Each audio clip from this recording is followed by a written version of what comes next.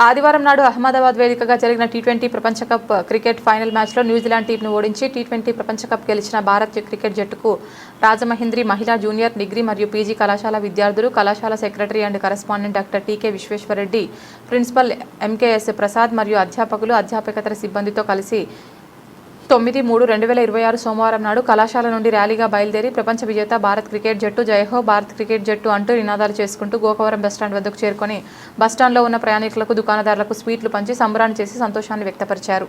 ఈ సందర్భంగా కళాశాల secretary correspondent doctor TK Visweswara Reddy మాట్లాడుతూ భారత క్రికెట్ జట్టు టీ20 ప్రపంచ కప్ గెలవడం భారతదేశ ప్రజలకు చాలా గొప్ప ఆనందాన్ని ఇచ్చిందని, భారతదేశంలో ప్రజలకు గర్వకారణమని, ఇప్పటి వరకు భారత్ క్రికెట్ జట్టు 3 టీ20 క్రికెట్ ప్రపంచ కప్లు గెలుచుకుందని, టీ20లో అత్యధిక ప్రపంచ కప్లు గెలుచుకున్న క్రికెట్ జట్టు భారతదేశ క్రికెట్ జట్టేనని, భారతదేశంలో యువత క్రీడల వైపు నడిపించడానికి అనుగుణంగా స్టేడియాలు, వారికి సదుపాయాలు విరివిగా కల్పించవలసిన అవసరం కేంద్ర ప్రభుత్వం మరియు రాష్ట్ర ప్రభుత్వాలకు ఉందని, ఆ విధంగా కేంద్ర రాష్ట్ర ప్రభుత్వాలు తగిన స్టేడియాలు నిర్మించి వారికి అత్యాధునిక సదుపాయాలు కల్పించినట్లయితే భారతదేశ యువత క్రీడల వైపు ఆకర్షితులై క్రీడల్లో ఉన్నతంగా రాణించడానికి వీలు ఉంటుందని, విశ్వ విజేతలుగా నిలవడానికి కూడా కారణాలవుతాయని, క్రికెట్తో పాటు మిగిలిన ఆటలను కూడా కేంద్ర రాష్ట్ర ప్రభుత్వాలు ప్రోత్సహించాలని అన్నారు. రాజమహేంద్రి డిగ్రీ కాలేజ్లో చదువుతున్నాను. నేను క్రికెట్ ప్లేయర్ని. ఇయర్ అండర్-19 స్టేట్ ఆడా, బీసీసీఐకి నేషనల్స్ కూడా ఆడాను. నిన్న వరల్డ్ కప్ విన్ అయ్యాము, 3rd టైం. చాలా హ్యాపీగా ఉంది. సూర్యకుమార్ యాదవ్ మంచి కెప్టెన్సీ చేశాడు. సంజు శాంసంగ్ చాలా బాగా ఆడాడు, ఫామ్లో ఉన్నాడు. చాలా ఆనందంగా ఉంది. క్రికెట్ గురించి వాళ్ళ క్రికెట్లోకి ఎందుకు ఇంట్రెస్ట్, నీకు స్టేట్ లెవెల్ ఎందుకు ఆడేంటంటే? మా ఫాదర్ వల్ల నేను క్రికెట్లోకి వచ్చాను. మా డాడీ ఆడలేకపోయారు. కూతురుగా నేను ఆడదామని చెప్పేసి వచ్చా, ఇద్దరికి వచ్చా. డాడీ సపోర్ట్ వల్ల నేను తల వచ్చా, మా కోచ్ వల్ల. రాజమండ్రి డిగ్రీ కాలేజ్ వాళ్ళు కూడా చాలా బాగా సపోర్ట్ చేశారు మాకు. ఎక్కడికి వెళ్ళినా కూడా వాళ్ళు పర్మిషన్స్ ఇస్తున్నారు. చాలా హ్యాపీగా ఉంది సపోర్ట్ చేసినారు.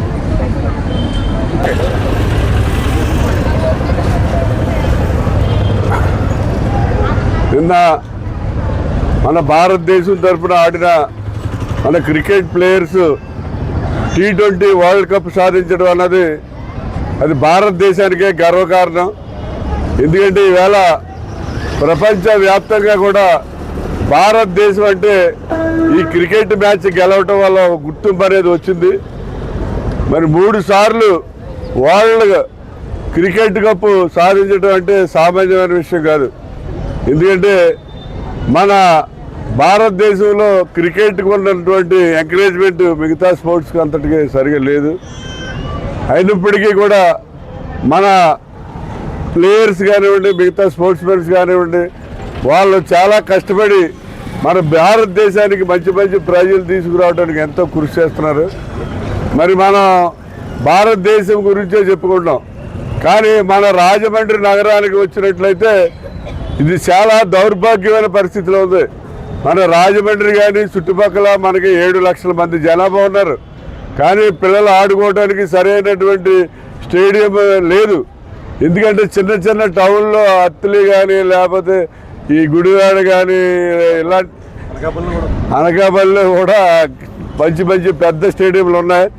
ఇక్కడ మన రాజమండ్రి సిటీ దౌర్భాగ్యం ఏంటంటే ఇక్కడ ఉన్నటువంటి ప్రజాప్రతినిధులు ఎవరికి కూడా స్పోర్ట్స్ మీద సరైన అవగాహన, సరైన ఇంట్రెస్ట్ లేకపోవడం వల్ల ఇక్కడ సరైనటువంటి ఒక స్టేడియంని నిర్మించలేకపోతున్నారు.